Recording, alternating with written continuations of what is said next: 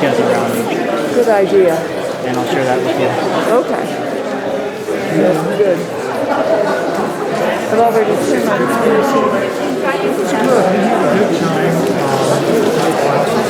Good evening, everyone.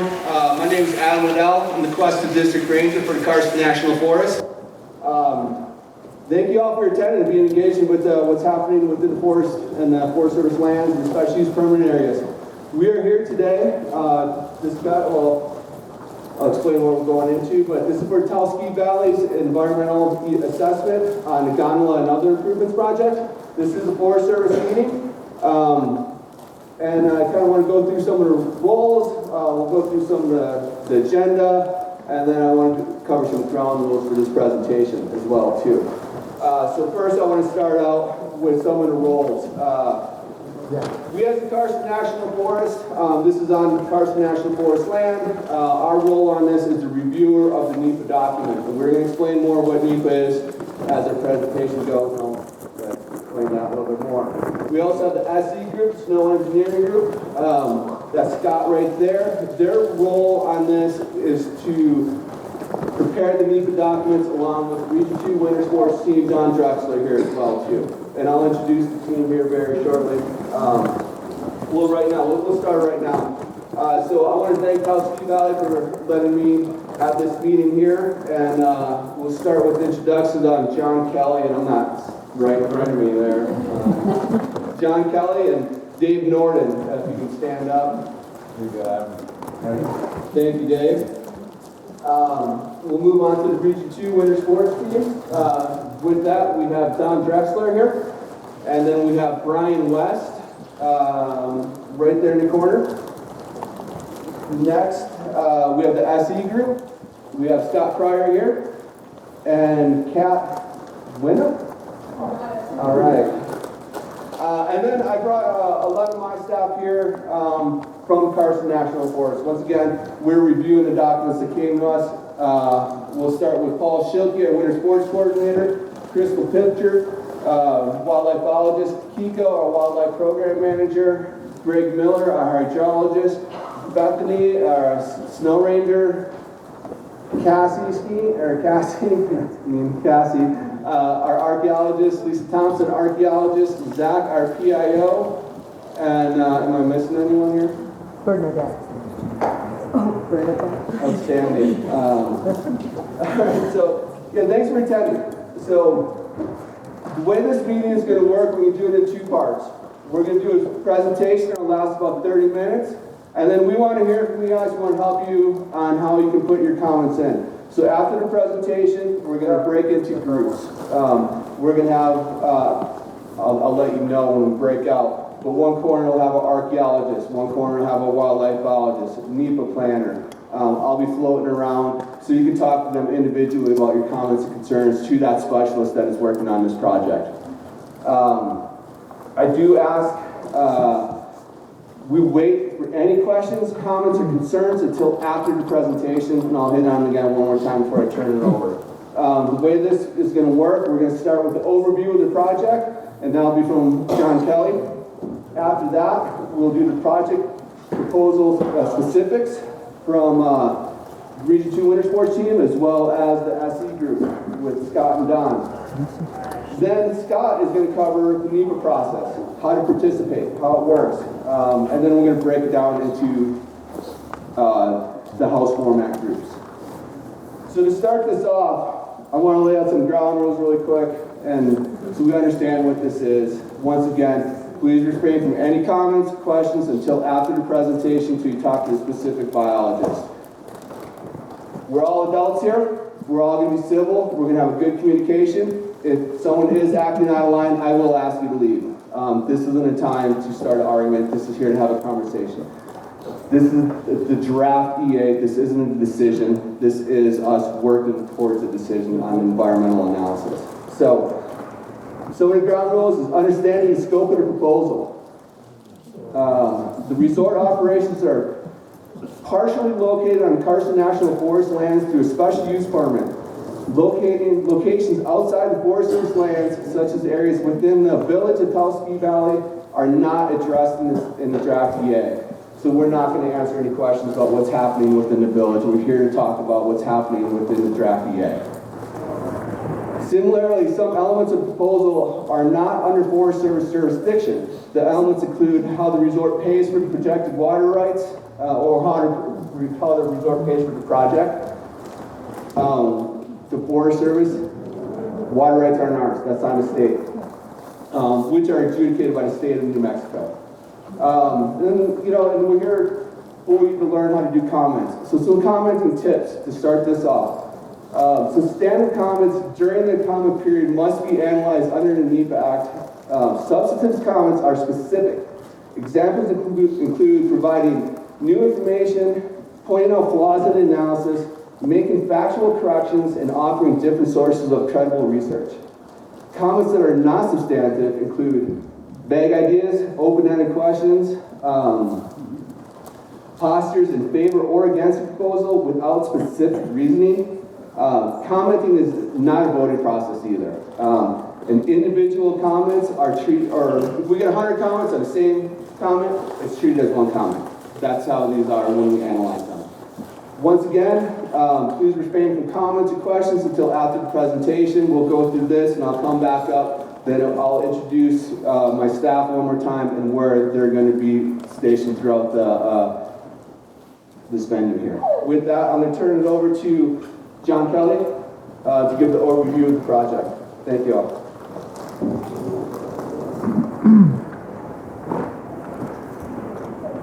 How's it going, everybody? My name is John Kelly. I'm the Vice President of Operations for the ski area. I'm heavily involved in essentially the Forest Service liaison for the ski resort, whether it be our summer or winter operations plan, kind of routine communication, or our master development plan and the proposal that you see here today. I want to start with this slide because kind of my piece of this is how did we get here in terms of at what point did this turn over to the Forest Service for the review and things like that. Where's the ski resort coming from with some of these proposals? This poster right here is hanging up in most of our offices. It really breaks down our vision, our purpose, our values, some of the things that we strive to be better at, some of the things that we've gotten traction on, and some of our goals moving forward. With the vision, a couple things I wanted to point out. The independent mountain, as some of you know, with the way the ski industry's gone and consolidation, we're really proud of that. We're really proud that we are still an independent mountain. The next piece, the better not bigger, this is going to really, you're going to hear this a lot, you're going to hear me say this a lot. It's a big piece of our proposal, of our master development plan, and really looking at refinement versus expansion. The one thing that you do not see compared to some other ski resorts master development plans is an expansion of the boundaries. That's not happening here. So that better not bigger is a philosophy that we keep coming back to. Okay, does this project contribute to that? Is it in line with that? Purpose, enjoy, protect, give. It's a really good 3 simple words that we make sure to kind of remind our staff on a regular basis. Values, care for our people, care for our business, care for our environment, positive can-do attitude. A couple things on the better not bigger. In the mid-90s, the ski resort was doing a lot more skier visits than we are doing today, a significant amount more. We don't want to get up to that point that the ski resort was doing in the mid-90s with skier visits. We found what we think is kind of a sweet spot with regards to vegetation up here, and the proposals that you see or that you've read about contribute to that. It is not moving the needle with regards to the capacity analysis that you see in the draft EA.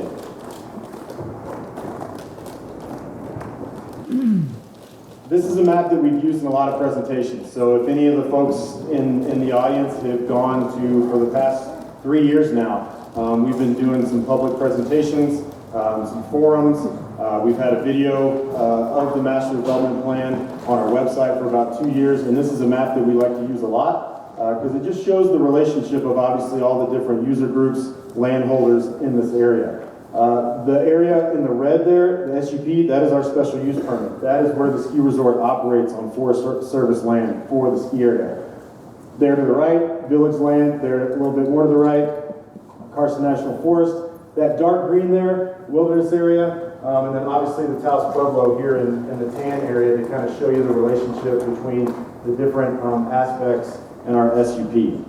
Again, I really want to emphasize, this proposal or the projects that are getting reviewed in this document do not expand that red area at all. We have no plans to expand that red area at all. We actually think that being surrounded by wilderness is a competitive advantage to us because it forces us to refine on the inside, not look for ways to expand on the outside.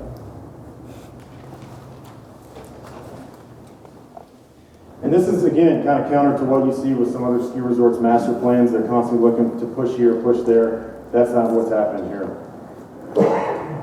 This is another map that if you've, again, attended one of our presentations that we'd like to use. Again, we recognize that the ski resort is one of many user groups of the land, of the region, of the area. So if you look up top there, we have forest products, we have recreation, legacy stewardship, tribal communities, acequias and communities, forests and clean water, and fisheries. What we use this map for, kind of as a guideline, is, and I'll get to this slide in a second, is these are the user groups that over the last couple years we've engaged with, we've sought out input, we've had a couple meetings with some of the folks in this room, we've done a couple site visits to our snowmaking facilities, a couple of lift rides, things like that, and that's been really beneficial for us the last couple years to engage all these user groups prior to submitting that master development plan.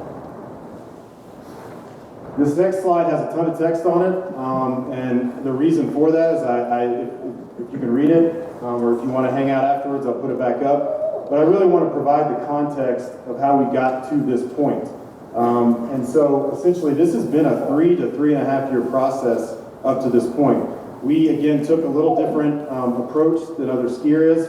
A lot of times ski areas will submit the master development plan without any public input, and the first time they're getting public input is during the scoping period that we had back in May, and then the scoping period that we're going through right now. What we wanted to do is we wanted to take that public input, front load it, before we even submitted the projects to the Forest Service. So that started all the way back in October 2019. We had 80 or so folks.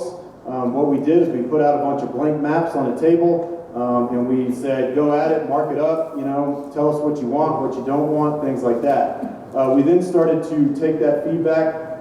As you see a couple different sections, we did the same thing with the Taos Pueblo in 2019, started to kind of get those projects in order with the acequias in June 2021. We did a virtual presentation during COVID, and then we did a site visit. One of the best things, one of my most enjoyable days in the summer, July 21, 22, we had about 40 folks from the Taos Pueblo come up. We rode up with 4. We rode up the Kachina Peak Lift. We talked about the projects. We ate lunch, and it was a really good time to connect, get that feedback, and continue to kind of use that moving forward. May 21 was kind of that last step. So for that 2 years, we got all the feedback. We started to put that master development plan together. We had to do a virtual presentation during COVID, but that presentation has been on our website for about 2 years now. Since that 2021 date, we've had the map and the plan linked to our website to really be transparent before we submitted it to the Forest Service. In addition, we've continued to do presentations with the village residences. We have a preview center up here in the plaza that's open and has all this information laid out. And then we also recently hired a community relations manager to, again, try to make steps for us to do a better job of engaging with the community. So again, kind of walking back that timeline a little bit, October 2019 to August 21 was about a 2-year period for public input and engagement. October 2021, we submitted the MDP. January 2022, the priority projects, so we basically, the projects that you're reviewing right now in that draft EA document, we pulled those out of the overall MDP and said these are the ones that we want to focus on now. So those were submitted for NEPA review just over a year ago. April 2022, the public scoping started. That was that previous period that everybody commented on in the April-May timeframe. Engagement letters were sent out to 6 different tribes. And then here we are today. The draft EA based on that comment period was released a couple weeks ago, and we're in the middle of the 45-day comment period. So through all those different engagements, input, stakeholder meetings, things like that, what we heard, obviously from all different sides, but in terms of actual kind of improvements or changes to the ski resort. The base-to-base access, which is the base-to-base gondola that's in this document, connecting the main base area to Kachina Basin, really trying to pull a lot of cars off the road, provide a better flow in the winter and summer, but really get a lot of cars off the road in the summer with regards to the condition of that road. Lifts, we got a lot of old lifts out there, and at some point we got to replace them. So the lifts 2 and 8 you see in there, those are lift replacements. Upgraded guest amenities, whether that be dining, bathrooms, places to go inside, get warm, expansions of year-round offerings, summer activities, improvements to the terrain network, whether that be snowmaking, different parts of avalanche mitigation, kind of terrain management, stuff like that. The parking lot, there's no doubt, as y'all came in this morning, that we need to make some improvements to the parking lot to make it more guest-friendly, safer, and just an easier way to get in and out. And then some sustainability initiatives, whether that be fire mitigation, utility upgrades, or potential use of solar. And then I just have 2 more slides, but in terms of that stakeholder engagement, that public engagement, in our meetings with the Pueblo and the Forest Service, one of the things that we heard loud and clear from them is making sure that the guests and the visitors and the users on the ski resort were respecting the land, respecting the Pueblo land, not trespassing into that land. And so I wanted to just kind of show this an example of acting on that feedback. This is a sign that went in last fall. Just again, and you can kind of see, I'll show you the ones. I think everybody's had a chance to read that. But really supporting the Pueblo's request and desire to make sure that people aren't trespassing off the ski resort or off Carson National Forest land into their land. And there it is at the top of Kachina Peak. We have another guest education sign at the top of 4 as well. If you get off of that lift summer and winter, please look there. But again, we are listening, and this is an example of a request that was given to us that with coordination between the Forest Service and the Pueblo that has been a really nice improvement. I'm going to be around for questions, whether that's skier related, whether that's anything that I just presented on. So when we break out in a little bit, I will be available with whatever you got, and I'll be here as long as you need. But this is now my time to turn it over, and they can kind of get into the nitty-gritty of process and procedure and projects. Thanks.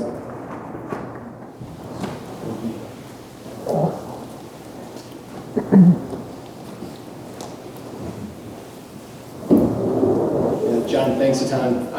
As we were introduced, time to get into the process and the nitty-gritty. A lot of what we're going to share is really what you've already heard from John. Just trying to put a face to a name and kind of place it within our process. As Adam mentioned, my name is Scott Pryor. I work with SE Group. We're a team of planners and NEPA specialists that in this capacity are currently helping the Forest Service in the preparation of the environmental analysis. So, start with the planning process. This is our trusty NEPA triangle here. Favorite visual of mine. It truly does truly exemplifies how this work flows. So I'm going to take a second to just talk about the left side of the NEPA triangle and kind of walk you through the process that John described with the preparation of the master development plan. So as John said, master development plan was prepared and accepted by the Forest Service in 2021. What goes into that plan is, in this case, a number of different inputs. It's the resort's vision, their long-term goals.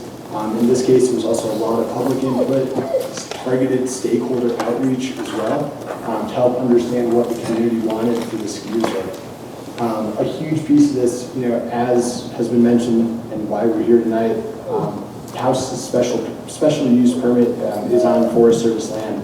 So a big piece of the master planning process is understanding how potential projects interface with the forest plan. I think all of you, or many of you, are probably aware that the forest plan on the Carson National Forest was recently revised. So there's a little bit of a double down element for this particular project as we looked at the old master plan and then also, the old forest plan.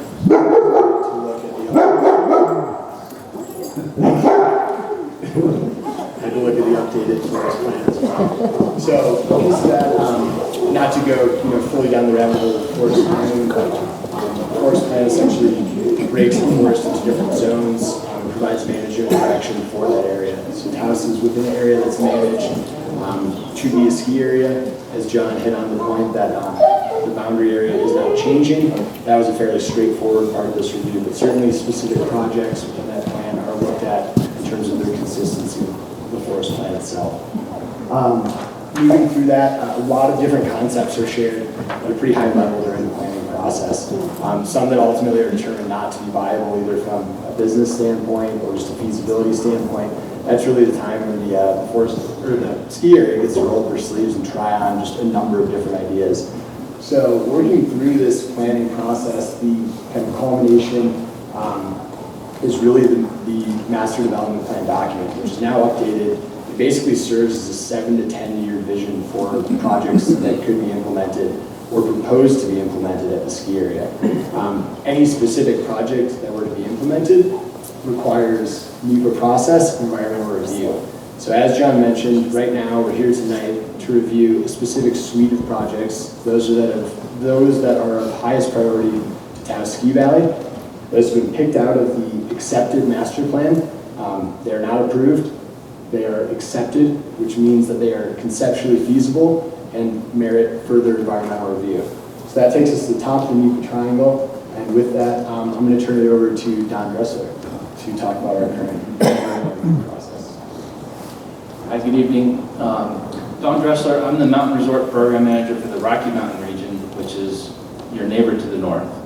I oversee ski area planning in Colorado and Wyoming, and we're here at the request of the Carson to help bring some specialist expertise and project management. So we deal with a lot of ski areas in Colorado, and we try to bring some of those lessons learned and consistencies to other projects as well. So that's why we're here. Once the project takes it from the master plan, so master planning is conceptual. It's kind of back and forth, trying things out, looking at where issues are, trying to shape things. Once there's an actual proposal that's submitted to the Forest Service and accepted, that's when the clock starts, that's when the process starts, that's when NEPA starts, and that's environmental policy. And so I'm sure that many of you were involved with the scoping of this project about a year ago, almost a year ago. And so what happens during that is we take those scoping comments to try to start to identify where are the key issues that we want to focus on, what is the information that we need to collect so that we can start to compile this document for everyone to review, which is what you have now. So that's what's been happening for the last year, is a lot of that study work that only can really happen during the snow-free months has happened last summer, and then the writing from SE Group comes back and they draft a document. Our team reviews that document for consistency, for legality, to make sure that it's accurate. We're working very closely with the local specialist here to make sure that we're not missing anything. And that's when we all feel good that we have a document to put out for public comment. So that's what we have here. And I just want to make sure I clarify one thing that John said. I don't think he meant to mistake this, but it's a 30-day comment period, not 45. And that's a federal regulation procedure, right? So an environmental assessment has a 30-day comment period. So that's where we go from the left side of planning to the right side of analysis. And it's hard for me to see the screen here, but we're kind of, so we went through that master development plan into scoping, now we're into the analysis, and eventually we hope to get to some form of decision. What we need from you, this is where you all come in, right, is we need the comments on that draft so that when we start to look at what the decision may look like, that we understand what your comments are. And that's the important part of not just tonight, but the next, I guess it's a little over 2 weeks that we have until the close of this comment period. So you can fill out the forms tonight and submit them. We will take them and we will use them. Or you can take this information home, you can do your research, you can read it online, and you can submit comments online at any time. That's how this process is to work. Eventually, a decision for a supervisor, James Duran, will be the ultimate decision as to which these projects are selected and move forward. So I think that covers kind of our process. Thank you very much, Don. So let's get into it. What projects are specifically proposed at this junction? I think many of you, as Don mentioned, have had the opportunity to review these projects during public scoping. Maybe some of you have seen the EA document that has been released that further analyzes these projects. Just want to walk you through them and kind of connect the dots between what John shared with the resort's vision and where we are now. So, as previously mentioned, the master plan document covers a whole bunch of different, it's the 7 to 10 year vision.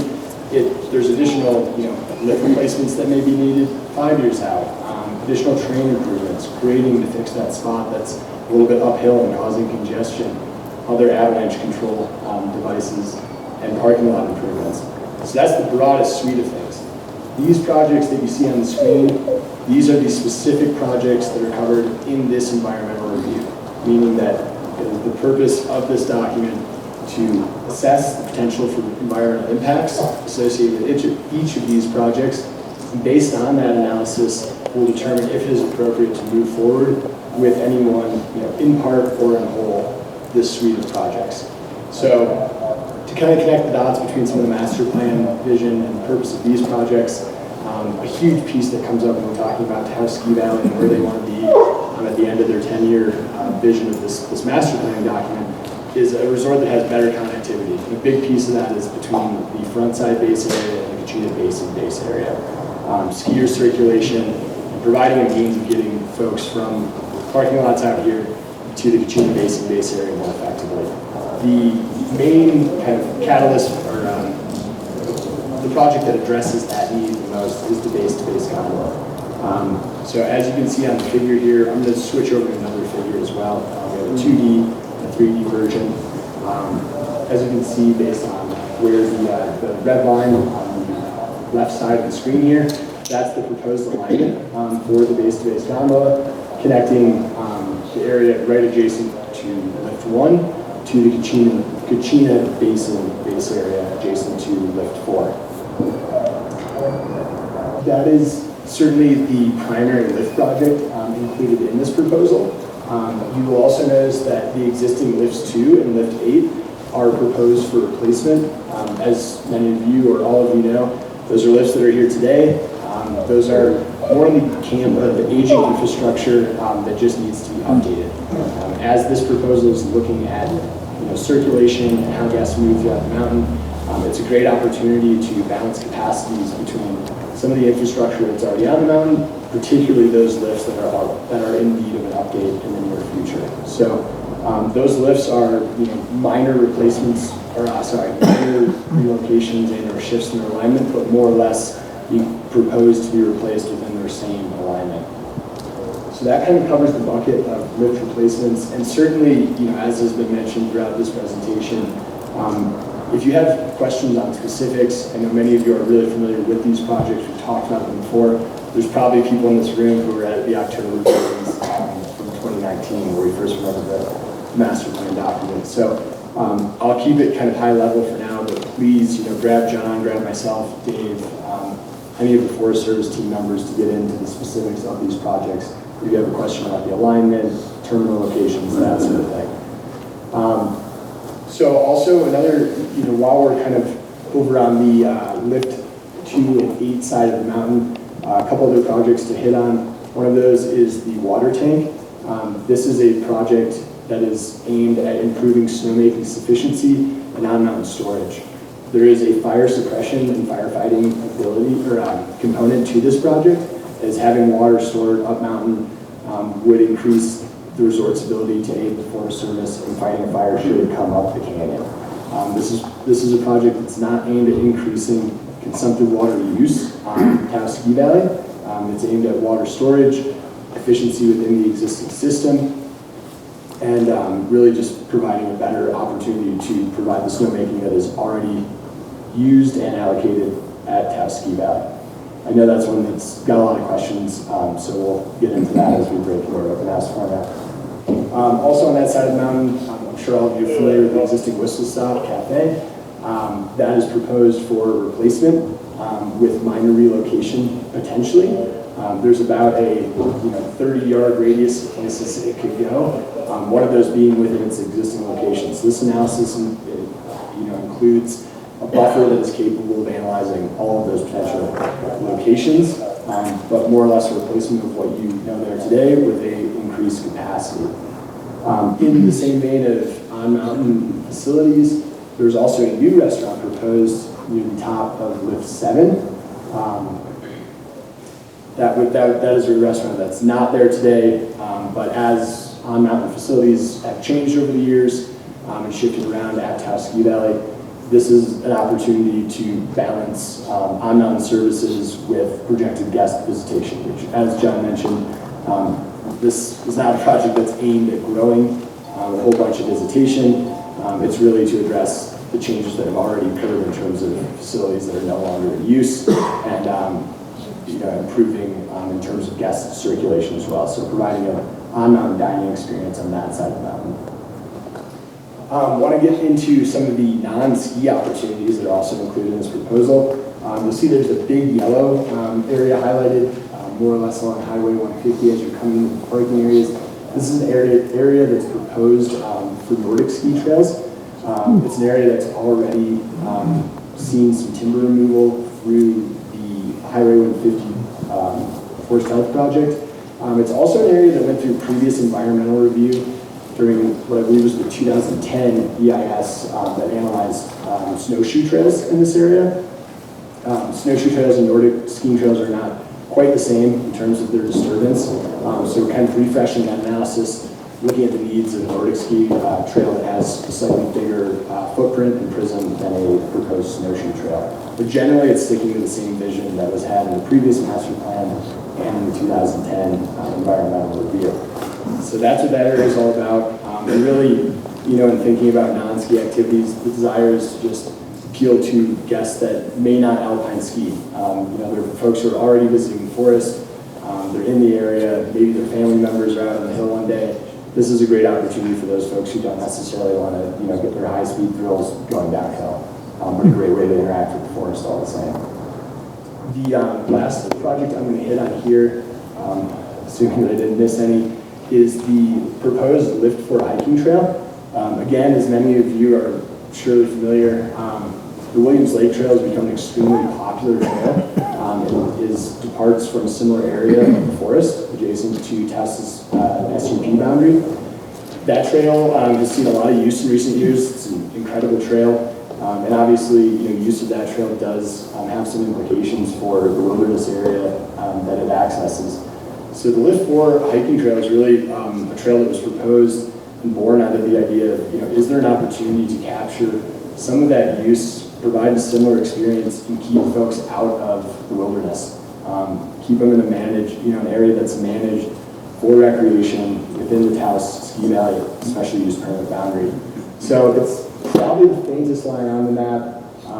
Apologies that if you're in the back, you might not be able to see it perfectly, but it more or less follows departing from the bottom terminal of Lift 4 up Hunziker Bowl, if I'm pronouncing that correctly, and then kind of wraps around up towards the ridgeline there, all staying within the special use permit boundary. So the idea there, providing a similar opportunity to that has been widely enjoyed on the Williams Lake Trail without necessarily increasing the footprint of guests heading out of the permit boundary as summer visitation grows. So that's the suite of projects. And again, I'll switch over to the 3D map. I personally love this map for this mountain. It's got such unique topography and with its kind of front side and back side characteristics. This is the same information just shown in a different format. So if you want, I think when we break into the open house format, we'll probably primarily keep this on the screen. I know John mentioned we could also flip back to the public involvement slide, but we can get this up on the screen if you have any questions. So Don, what did I miss there? What should Just gonna flip back real quick because this is something that we've seen scoping comments on, and I know people have questions about. The last two bullets on the slide here. This proposal does not expand the ski area boundary. It's all within the existing special use permit as issued by the Carson. Okay? And then I know there's a lot of questions about water, right? And so when the Forest Service accepts proposals, part of our screening criteria in accepting that is to determine if sufficient water exists. So all of the proposals for water use are within the ski area's existing portfolio of water rights. So there's no increase or no new water right applications associated with this project. But how is Iowa Restaurant not increasing water usage? We'll address that in the open house period. With that, thank you. Really appreciate all of you coming. It's one of the things I do love about working in Taos is that public engagement. You guys are great at it. Let's keep going on with that. We're going to break into the open house session now. If you guys can all just remain seated for a couple minutes. If the specialist can pick a corner you can go to, I'll let you know where they're going. Once again, some of the ground rules here. You know, we're here to analyze the draft EA. I know some people love the project, some people hate the project. Absolutely fine. We as a Forest Service, we're here to listen to your comments. We're here to listen to what you have to say. We're here to help you be successful on how to comment on the draft EA. I'd like to raise that point, please. My name is Kevin. No, please. It's directly relevant. Open house, that 200 people commented, and none of the comments showed up in the draft EA. Where did they go? That's my question. 200 people commented in the scoping.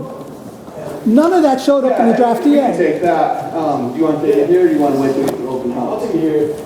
Please. That'll be the last question before we go to the open house. I understand there's a lot of questions. Hey, we want a public meeting. We don't want an open house. Yeah. Can we share our comments with the community? That's an open meeting, not an open house. Why are we breaking Because we're trying to just do new format, try new things so people can be heard and help with comments.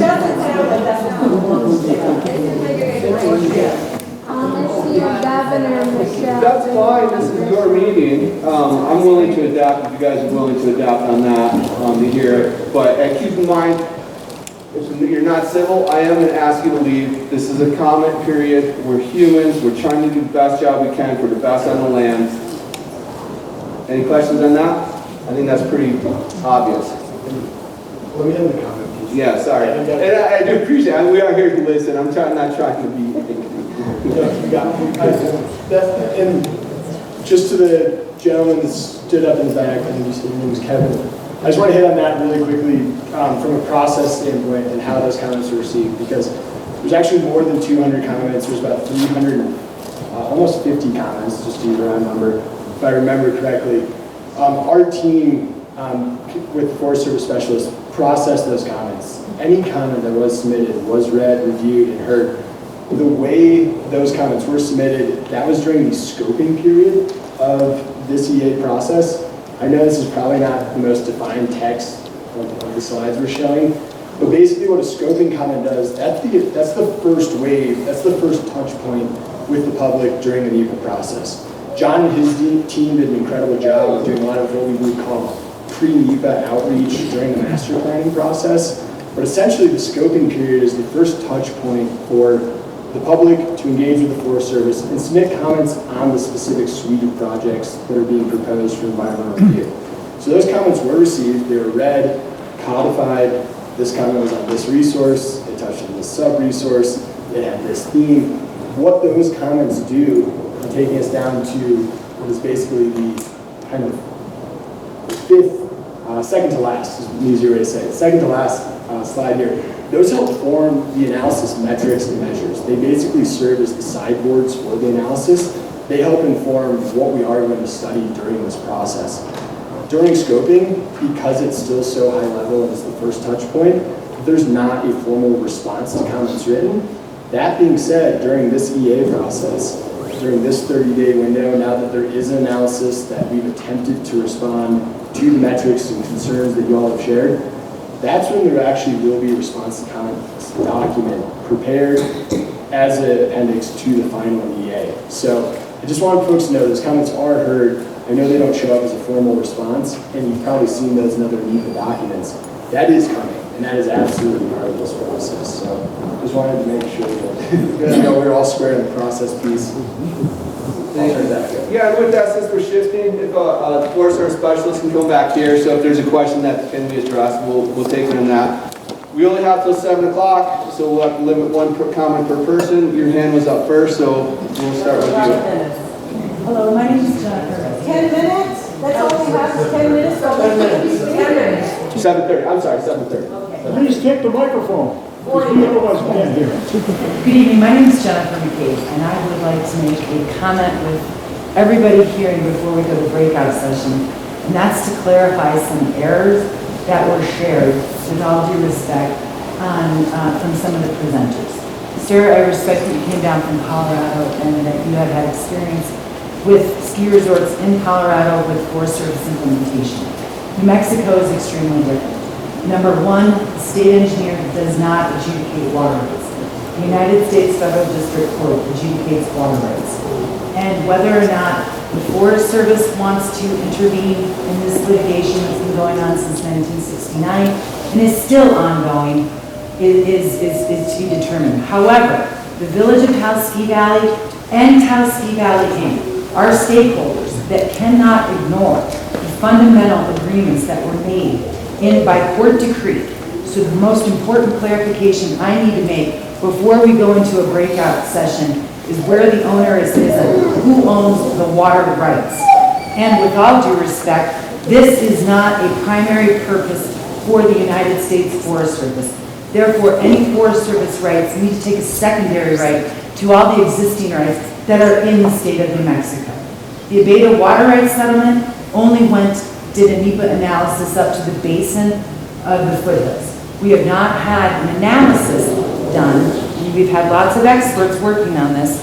Mr. Dragos from Glorieta Geosciences, even though the area of the special use permit is not proposed to be expanded, the impact, the carrying capacity is beyond what it was back in 2010 when Mr. Blake applied for the extension for the 40-year extension of the special use permit.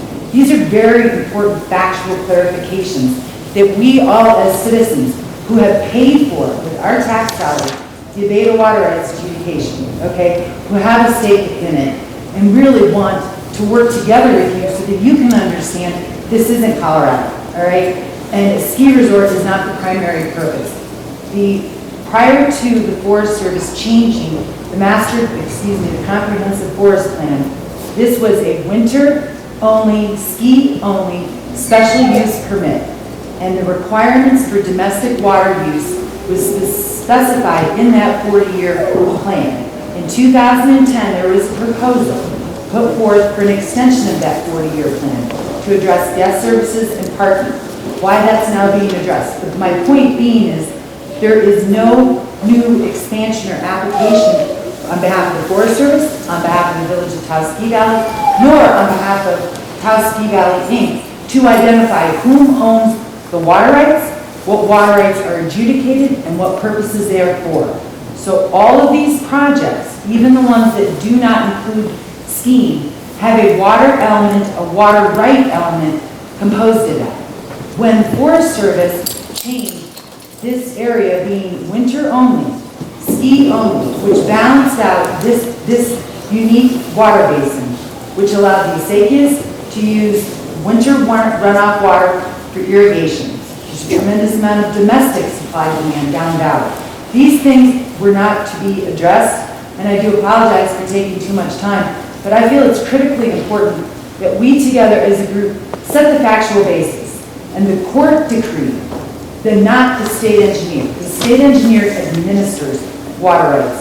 If we make a priority call, which there are entities in this room that have a senior priority right to Village of Taos Ski Valley, to the Forest Service, and also to Taos Ski Valley, okay? So I would like to just make an offer for us to have factual information available and an earnest effort to not apply Colorado, with all due respect, Colorado Doctrine of Prior Appropriation does not apply in the state of New Mexico. The United States Federal District Court and the decrees and every single water rights owning party that is an individual Acequia member or the Pueblo or the settlement party, they have the senior priority rights in this basin, and that needs to be understood by all the representatives that are telling us how things are going to go.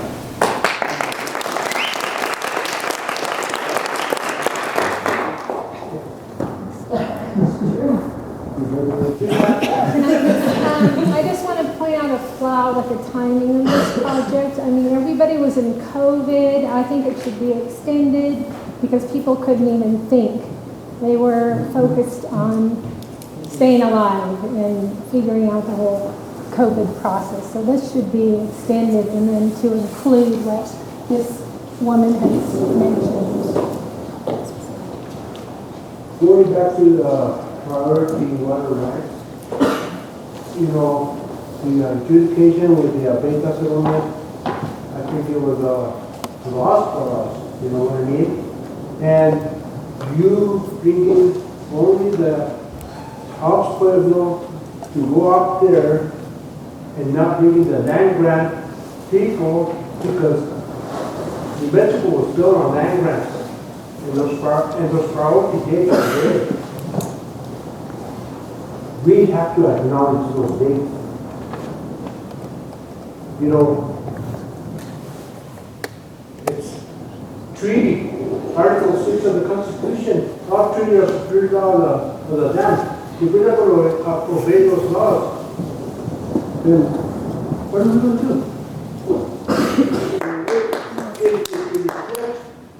The Pueblo are in that treaty, the Hispanics are in the treaty, and the Anglos are in that treaty too. So, you know what? Let's recognize it. Good comments. Two like fifth grade questions. I don't really understand a lot about water rights. Is there a document that would relate water rights to these projects that I could understand without all this, you know, the legal and all of that stuff? Is there sort of a basic explanation? I don't know if there's one that's kind of basic. They're kind of complicated. Yeah. Hi, so I'm Paul Dracos, and I do hydrology work for the Ski Valley. And I'll Please say- speak louder. We need to hear you. Okay, sorry. I'm Paul Dracos, and I'm one of the hydrologists for the Ski Valley. And I would just simply respond that the Ski Valley does have a water right that is 200 acre-feet of diversion rights that they use for snowmaking, and that is what the ski area adheres to, and they will not go beyond that for what these projects contemplate. And with that too, yeah, these are great comments. They'll look in the hydrology section of the draft EA to make comments on it. So that's why we're here, is to listen to these comments. Please, I know we're saying them out loud. Please get them in writing as well too. That is very critical. That's why we're here to help you be successful on how to comment on these things. I will bring you the ACKA document so you can see it. Yes, sir. Thank you. The Spanish and the patent signed by the President of the United States. If you're in favor of this and you don't really have any negative comments, is it worth making a comment on the comment sheet, or is it not substantive? All comments are looked at. Everything's worth writing down. With all due respect, Paul, let's make a factual clarification. Those water rights have not been officially transferred off of the Rebalsa ditch. There have been new points of diversion. There has been a new snowmaking system that includes holding tanks. So to clarify what the right is, where the right where water is, we really do need to have a forum of information, of factual information. I respectfully disagree with you, Jennifer. Those Well, water we're not rights here to are- argue about that, but I'm not here, I mean, if you would like me to provide factual evidence that supports what the state engineer's office says and what the United States Federal District Court and the Aveda, and it's not just the settlement agreement, sir, it's the whole Aveda a lawsuit that has not been finalized. It's just a settlement and it's not final yet. So, But once again, I really appreciate your to comments. answer Please her get down. question, if we're gonna have experts not provide factual information, then I think we're really, can we have a breakout session that deals with water rights only and a paper, a white paper that shows what water, explains maybe a 101 of what water rights are, what the Forest Services, what state rights are, what the state rights are, what And that's what we're here. These are good comments. Please put them in the comments. We're not here to debate tonight. Okay. This is for the draft EA, and I want to keep it going. We can ask more questions. If you want to get a breakout session, we can. If not, we'll continue with this. But once again, we're here to help you how to comment and listen to what you have to say. Yes, sir. Yes, Sam Georges, Executive Association. From what I heard, People go to the mic I would encourage. We need to hear you. We need to hear you. Go to the mic so we can hear you, please. Thank you. See the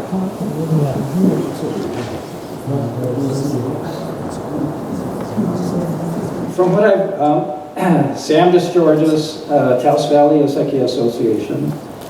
What I've heard tonight from some folks, at least just in the first few minutes of this meeting, I would recommend that the Forest Service look at inviting the downstream acequia commissioners and mutual domestics and land grant folks to join as, I think it's called, to participate as cooperating agencies with the forest on this project.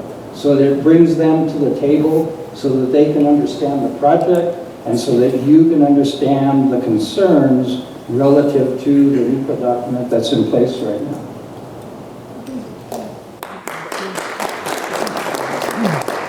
Speak up or come to the microphone, obviously. I can speak up. Diversions for snowmaking do not impair acequia rights. Diversions in the summertime, consumptive use and diversions affect the available water that we have to water our fields. For several years now, for many years now, we have had to come together as acequias and to assess what is in the river and to share the shortage. And there is no, I don't know of any efforts to share the shortage in this watershed during the irrigation season. We need to have included the people up here and the functions of visitors and all that to share the shortage. Otherwise, we carry the full burden, and we can't allow that. So these things have to be considered. Excellent. Good comments. You have your hand up, ma'am? I just want to know what is the size of the proposed storage tank you guys are thinking about putting up there at the top of your end? Proposal is 5 million gallons. As long as Mr. Dracos is here, perhaps he can answer the question that bears on what some people just said. Microphone. Please. I don't think this is. Do you know, Mr. Dracos, whether the ski valley is subject to the terms of the Abeta settlement with respect to water sharing on the Rio Hondo?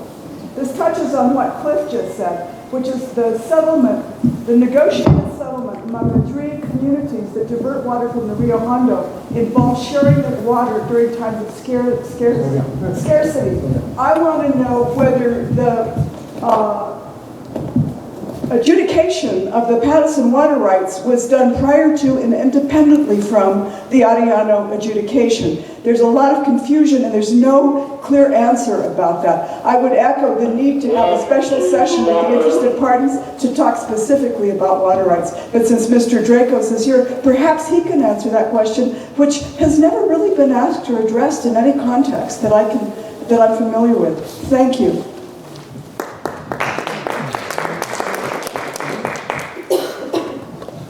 I guess my response to that would be that the ski area is diverting water for snowmaking in November, December, and early January, which is outside of the primary irrigation season. When did they propose to fill a 5 million gallon water tank? We can do it throughout the season, so that allows us, the question was when we would fill up the 5 million gallon water tank, and that would be throughout the winter season while we are also making snow. So it would stay within that, and we would want to have water in there for fire suppression. Would that water also be shared in times of shortage with the safety of people downstream? Well, that water would not not extend beyond the water that we're using now. So that tank does not, again, increase the water that we're using whatsoever. We're still using the same amount of water, the same amount of time frame. So it stays within that bucket. It's not adding or taking from another bucket. So it's the same water use that we're doing right now, just in a different way. Adding a restaurant is definitely going to take more water usage than is currently with no restaurant. So- In the winter. Yeah, so the whistle stop right now, the water that we have to use. New restaurant on Right. 7th. So the water that we use from the whistle stop right now is the same bucket as our water rights with regards to that 200 acre feet. So we would expect, based on the decision and the analysis for the Top of 7 restaurant, that hasn't been done yet, but it could be in the same regard as the whistle stop. Can we go right in the back? Yes, thank you for taking questions. Sorry to change the subject, water is very important. I'm a backcountry skier. I see the Lift 4 plans for a trail and the gondola certainly affecting access to the backcountry. My question is, and perhaps I'm pointing out a flaw that should be put into the consideration, or maybe already has. The movement of a section of the Williams Lake Wheeler Peak Trail onto the SUP has caused a problem in that it's icy and rocky, unpassable by skis with skins. I horseback ride too, and not being able to ride horseback, that's another issue from the parking lot in the base up to Rubensall. All of these things all of a sudden changed. They seem to have changed in a vacuum. I don't see a process like this. Is that something that should be put into this consideration? Because that trail is historic, well-used, popular by a lot of people. And, you know, personally, right now, I wouldn't want to be told I can't go into the backcountry and enjoy out there because the trail has been moved onto the SUP and all of a sudden controlled by the ski corporation. Thank you for the question. Yeah, make sure you get that in comment, written down, please. So the point is that I'm introducing something as a flaw that I think in considering these proposed changes, it should be couched in a term that you will actually have the private organization that does the analysis put it into the consideration for whether it's a final or not? How does that work, please? All of us working together, Forest Service, 2 Winter Sports team is helping us out, review it. Our internal specialists are reviewing the documents as well, too.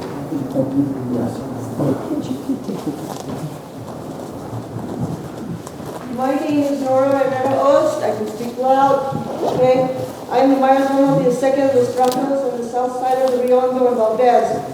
As a descendant of people who have lived in Valdez since around 200 years ago this spring, I'm here to protest the proposed expansions at Taos Valley. I consider more condos and more restaurants and more trails a desecration of these sacred mountains. Water is life means more than another condo or more money in millionaires' pockets.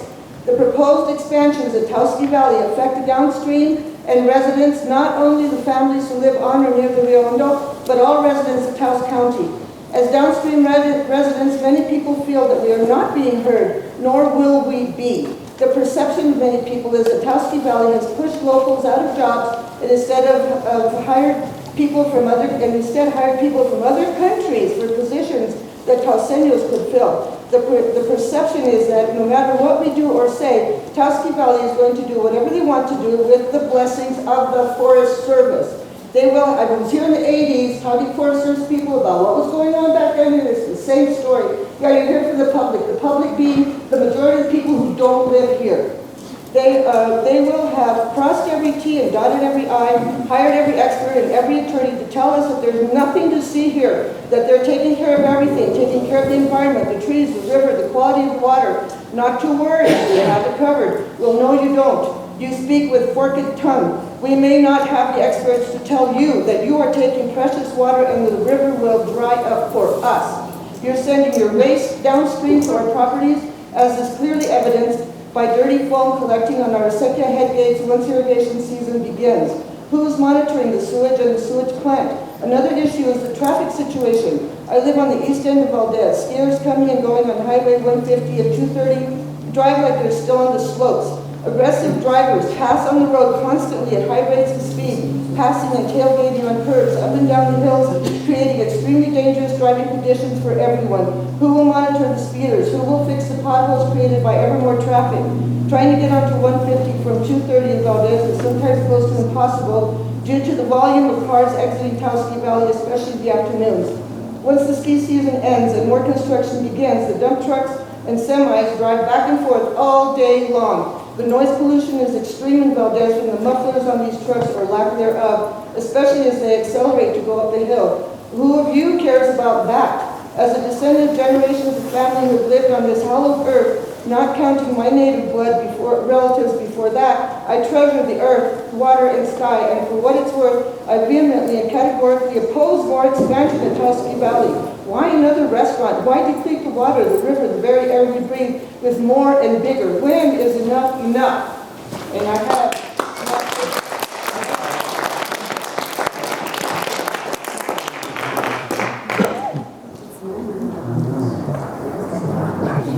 To address the issue about the storage tank, in New Mexico, we cannot speculate. Colorado does allow for speculation because they have all their water rights adjudicated. We don't. So the 10 acre feet, which it encompasses about the 5 million gallons that you're referring to, that is a quantity of water of consumptive use that can be used once the water right's been transferred off of the Revalse ditch, given public notice, and given to the ski valley for the specific use of snowmaking, not for storage. That requires another type of permit.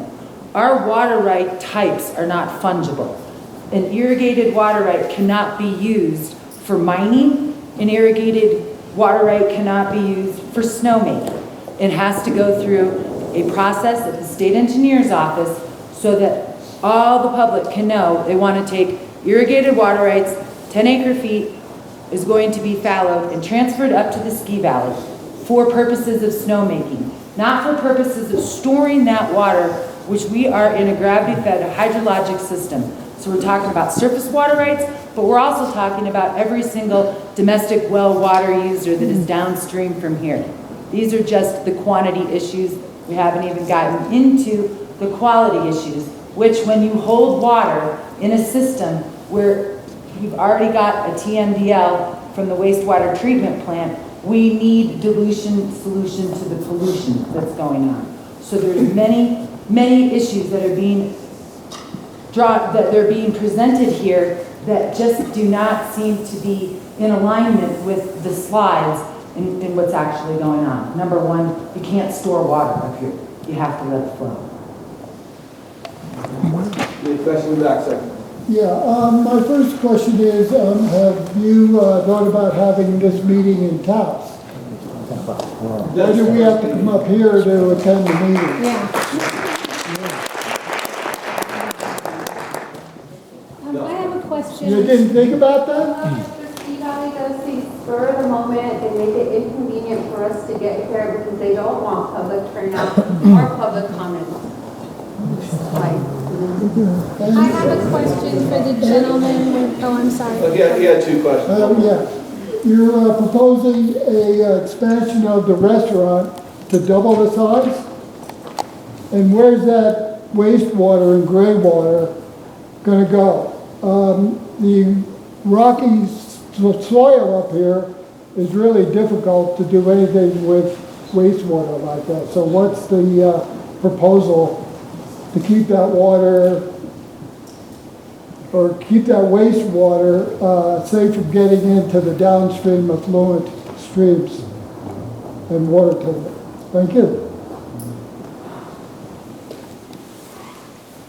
I have a question on, for the snowmaking. We're here to comment. That's a great comment. Yeah, I don't have an answer to that question. That's a great thing to put in the comment right now. There's different ways that can be done, whether septic, whether running the pipe down to wastewater treatment. There's different opportunities on that. What it is right now, I don't know. We're in the draft EA, and we're here to take comments, and that's an excellent comment. But it does disrupt those options. It does, yeah. I mean, do you want to No, I think just a little more, or? No, the just response I would have is the EA document does describe how wastewater associated with each restaurant would be treated, and it's the options Adam mentioned. But to have a successful comment, I would tie it to chapter 2 of the EA that speaks to those, and then share those concerns about whether it's water quality or what have you. But the EA document would be a great starting point.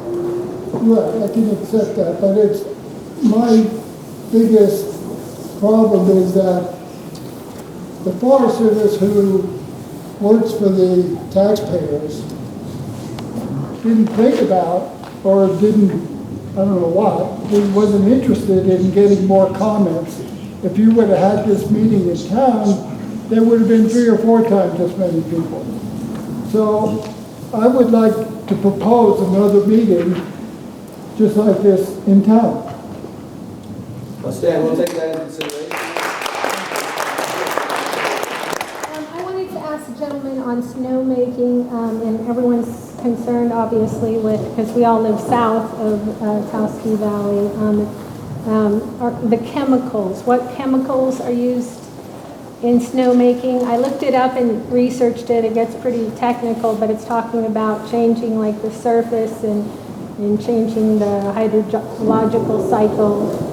So that's one question. And then in addition to water quality, I ski up here a lot, and especially this last week, there has been so much dynamiting going on for the avalanche control, and that certainly affects for years the water quality. And then also was Fish and Game brought in on this because my neighbor, she works for Fish and Game, and they put some kind of chemical in our streams to kill the native fish, and then they restock it. So, and then one other issue that hasn't been mentioned is electricities. Like on the huge gondola, are more power stations going to be added, or my electricity goes out at least once or twice a week in Taos. So those are some concerns, obviously. I do want to answer the snowmaking question. We do not add anything to our snowmaking water. We don't use any chemicals. We don't use any additives. There are other ski resorts that use something called Snowmax, and we don't use it, and we won't use it. Nothing. Water. Yeah, water and air. Yeah. Adam, I have a concern about this gondola. It's going to run 7,300 feet long from one end to the other, and most of it is going to go through a treed area, yet the EA says nothing about how many trees are going to be cut down to the gondola to go through this area. So I was surprised that was left out. The other thing is on page 22 of the EA, you have something which struck me kind of interesting. There's the CCC, the comfort carrying capacity. Well, that's great. We all should be comfortable. So apparently 4,310 guests can ski at any one time. Is that the maximum? It's not the maximum. It's a 10% either way for your peak days. Okay, so you're going to put in this 7,300 foot gondola, but according on page 22 with this CCC, it says you're only going to see an increase of 170 guests. Did I get that right? Am I understanding that right? Because I know the gondola is going to cost well over $10 million. Because I attended a meeting online about a year or so ago where the CEO, Mr.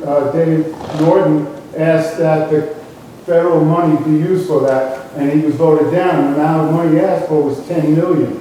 So are we really, am I that naive that I'm going to believe that you're going to invest $10 million in a gondola to move around just an extra 170 guests when people are moving around the mountain quite nicely, and there's only 136 days of skiing a year, if I'm correct on that. So what's going to happen to the gondola? Now, someone told me incorrectly that during the summer there's over 2,000 cars parked up at the top. Well, we know that's not true. So how much is that gondola really going to be working in the summer? So there's 5 questions. If someone can answer one, I'd be happy.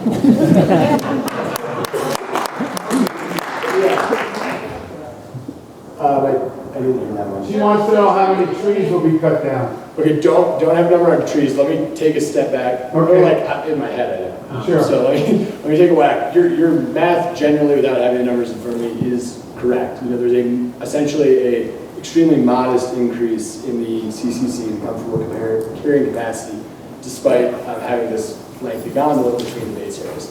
The reason for that is the gondola itself does not service new terrain that's not already there. Right, I know that. So essentially, you know, that is the reason for the modest increase.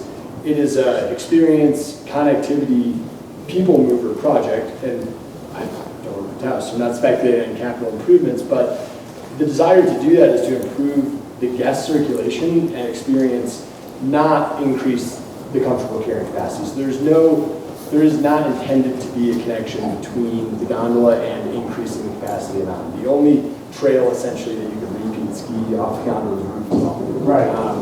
But what it does do is, you know, anyone who's driven that road from between the two base areas, that road's in tough shape. It's not, you know, capable of moving folks from the two base areas, and nor do you want a lot of folks traveling on it on days where you might want to start your day on the Kachina Basin. Certainly, you know, I think everyone who's ridden here can acknowledge that it takes multiple lift rides to get there. So there is very much a circulation experiential element that could make up that, you know, the justification dollar-wise of why you would want to pursue a project like that. The other point you did hit on was the summer recreation piece. I think it is worth noting that is a year-round gondola. It's proposed that way, it's analyzed that way in the EA document. Certainly, you know, there's the parking lot up there by the Kachina Basin now. And as Taos continues to grow its summer activities, the mountain bike trail network, via Ferradas, and there's also, you know, that's an important portal for Forest Service land and wilderness areas beyond it. They're part of that people moving element of the gondola during the summer months is that folks could park on the front side and then move to the Kachina Basin without all having to drive to that point. So those are a few things you said. I know you said there was about 5. I think that was 2.5. Maybe.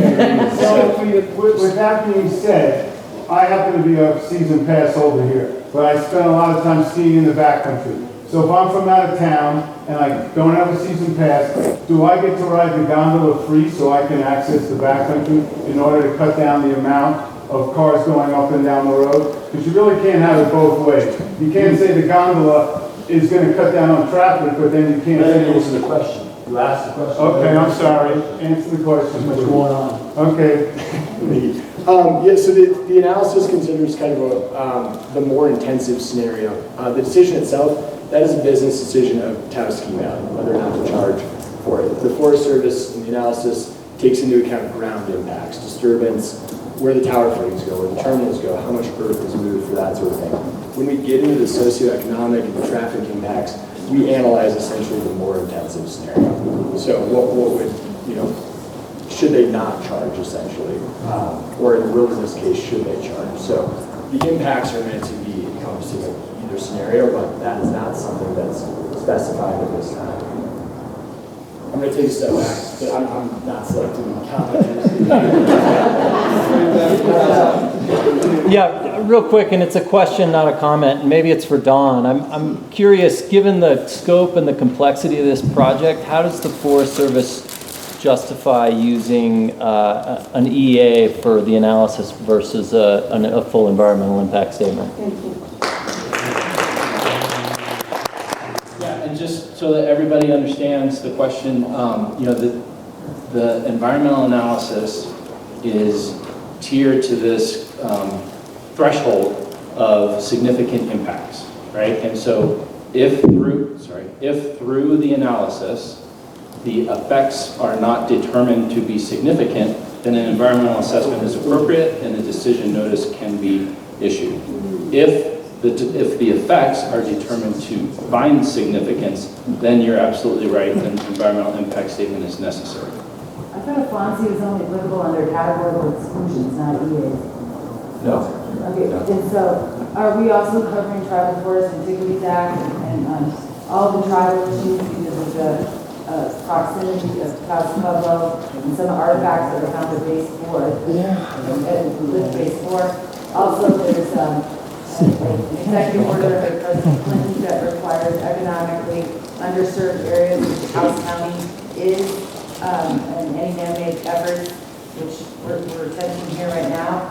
I thought required an EIS for analysis of the impact of the existing community downstream from here.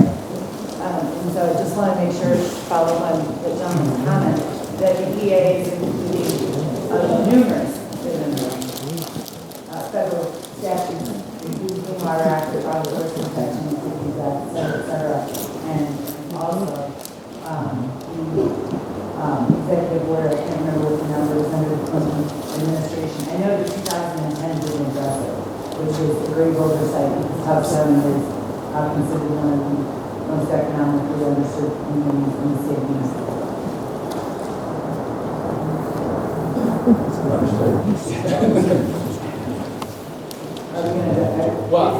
So the environmental assessment includes a cultural resource report, right, which addresses those issues. Do you want to? Yeah. This is an archaeologist. Hi, I'm the East Zone archaeologist here on this side of the forest, and so I came in a little bit early as this kind of started going, but I can tell you, you're absolutely correct. There is, under the National Historic Preservation Act, as well as the Antiquities Act, et cetera, Archaeological Resources Protection Act, all of that is assessed, and all of that does go through a process through our heritage program. And so under that, under what we call Section 106 of NHPA, that we do special consultation with our tribal partners. However, there is separate tribal consultation that is happening, was taken on by the SC group. So that conversation has been ongoing, but I can say for all the analysis that we know, for archaeological resources, direct cultural resources, very specifically physical cultural resources, because we do rely on our partners, and that means not just tribal partners, but our traditional historic communities, other interested partners, in giving that analysis. So I do want to speak, and you're absolutely correct, that all has to go through an analysis, understood, as we go through this process. And thank you, including the Ezekiel's, because that, in addition to. Yep, so in our kind of, in our new forest plan, we kind of outline our rural traditional communities, and so that's meant to kind of capture that, specifically land grant communities, Acequia communities, and some of these others don't fall nicely into those kind of categories. They all are meant to be talked to, they are meant to be consulted under 106 and under the National Historic Preservation Act, as well as separately when consultation happens.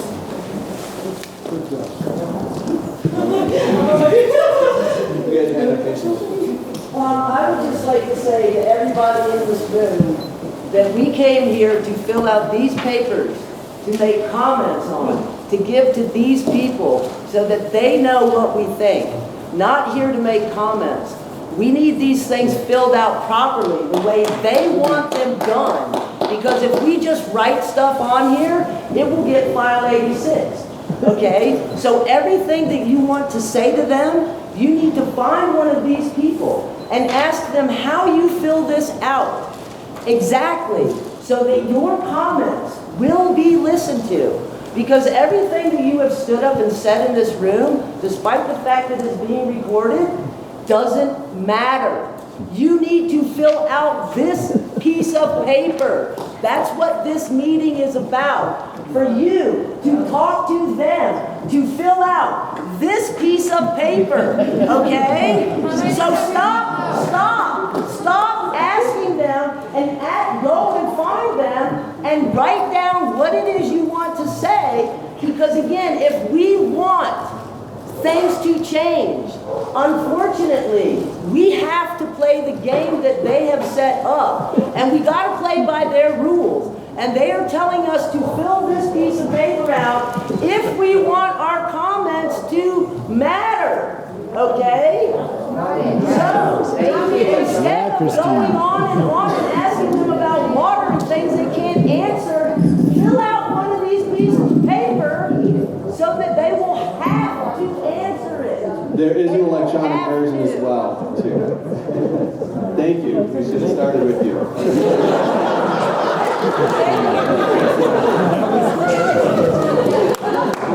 In the blue. I think I'd like to just let's just start theological about some things here. So first off, what my friend was saying about the investment that's going into some infrastructure improvements. There are some pretty big things that are going to cost a lot of money.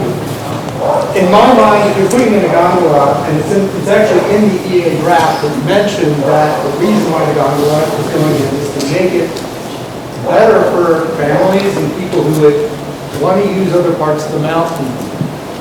That to me sounds like something that's going to attract more business. More business means more people showing up. I don't know where the numbers are coming from for the CCC calculation, but I would put some questions. I wanted some light put on that because it doesn't sound right to me. Fill out this paper. Paper. The EIS, the distinction between an EIS and an EA, if I'm hearing this right, is the level of impact that is brought upon the inside of the SUP and also the wilderness and things around it, and the water, and all the other things that we're affecting here. If usership goes up, which means more cars, more people, more water usage, more waste, then there would probably be more impact. So does this bring us over the threshold where an EIS is used? That's it. Yeah, and those are things to address in that piece of paper. Or online. Well, how about an ordinance? Okay, so just the great thing about being here is hearing everybody else's questions, and I appreciate so much what you said. How is this going to become public record when people submit these comments? Are we going to be able to see every single comment, whether or not you're processing it or not? Is this going to be published? Yes. Okay, that's part one. Part two, I know quite a few people that work in water rights on state and county level, and I just happened to hear that Taos Ski Valley bought significant shares in the San Juan Chama diversion. Is that part of the plan for water rights within the MDP? Are we ever going to hear what the purpose of that was? Because I'm assuming that's going to translate to more water rights here. Yeah, I know nothing of that. Okay.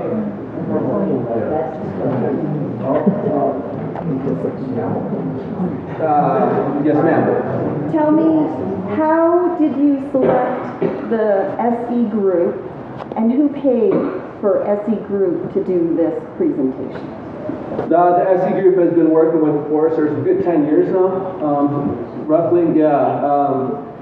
They're one of the experts on this that was selected on that. It is paid for by the ski resort and is not paid for out of the Forest Service or taxpayers' dollars.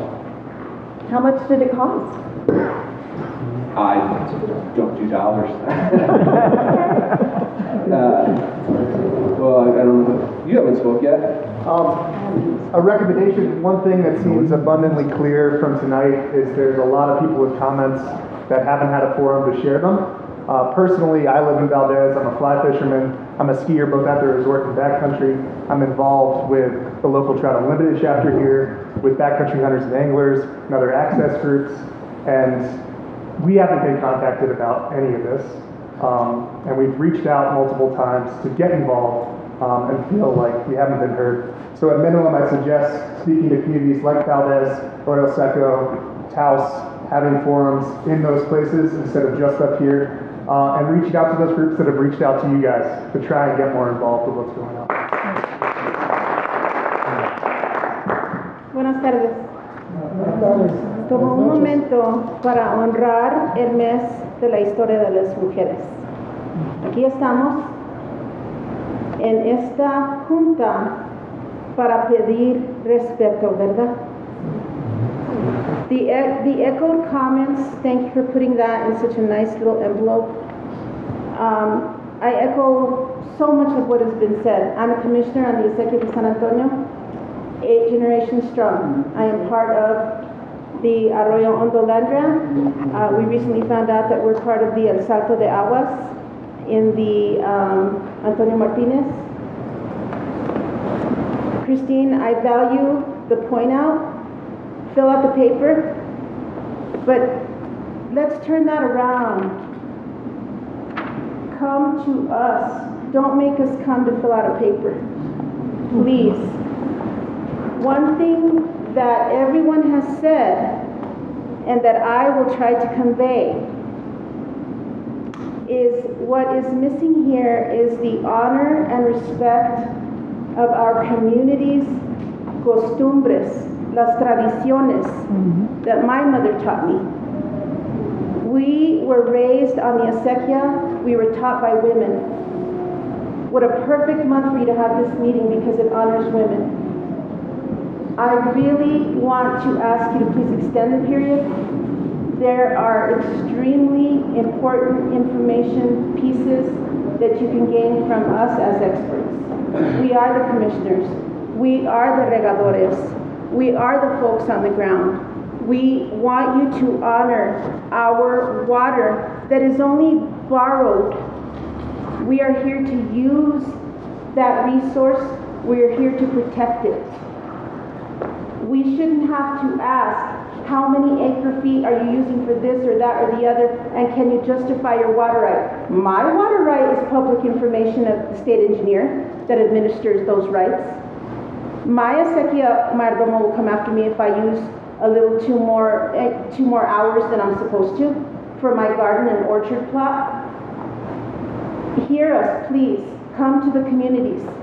Listen to what we have to say.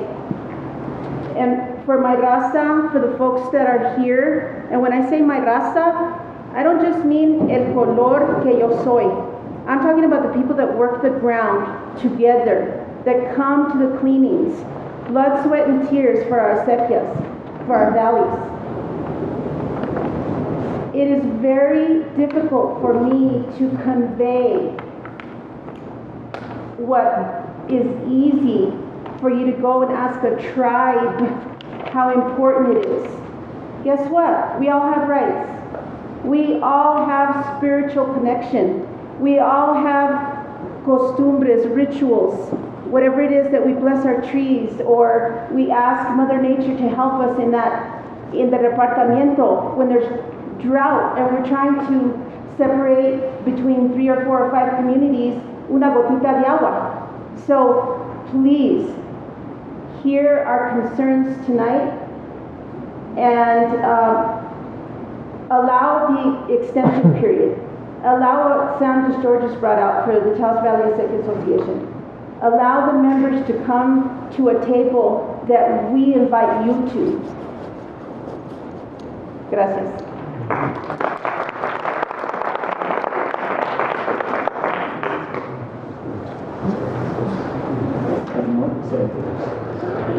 So we're over. You had your hands up patiently. We'll take 2 last questions and we'll wrap this up. Thank you. This is just a quick one. That was beautiful. Thank you. The question about the third-party person doing the EA report is a question for the Forest Service. Does the Forest Service vet all of the comments and decide what level they are and whether it's going to be an EA or an EIS, or does the third party? Forest Service. Thank you. Just in response to the importance of filling out the paper, and I'm glad that it's online also. This is what you say at the last sentence in the what makes an effective comment paragraph. It says, commenting is not a voting process, and identical comments must be treated as one comment. What if we have 500 people that are concerned about a particular thing? Yeah, the way that works is we're addressing just the comment once, not 500 times. You know what I mean? They all count. I don't understand that. Together for many generations. When you go to the pueblo and you see the horno, that's the first microwave you gave up. Thank you very much. But if we had, somebody might be concerned about airplanes flying over, and there might be 3 of them, and there might be 500 concerned about a particular water issue. When you're evaluating that, I can't hear you anymore, man. I apologize. I'll come over by you in a minute. Please get your comments in. Thank you everyone for coming.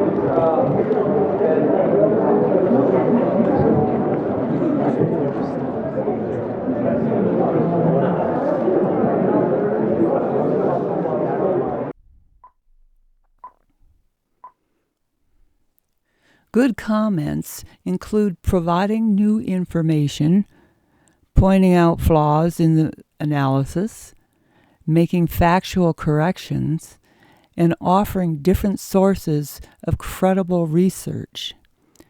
Comments that are not substantive include vague ideas, open-ended questions, and positions in favor or against the proposal without specific reasoning. Commenting is not a voting process, and identical comments must be treated as one comment. That means petitions and letters signed by everyone.